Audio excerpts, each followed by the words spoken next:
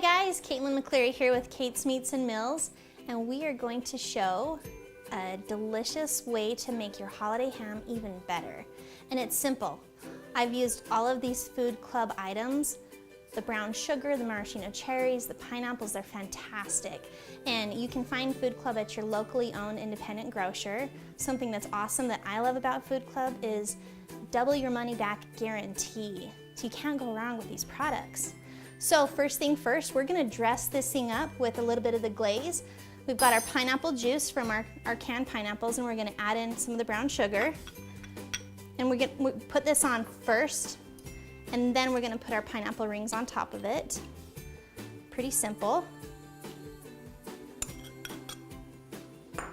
Like this. And then this is the fun part. You can even have your kids come and help you with this. This is so much fun. It's like decorating the Christmas ham.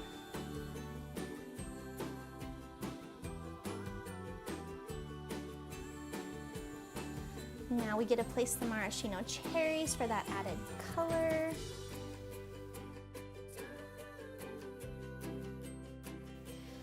We finished up putting all of our pineapples and our maraschino cherries on.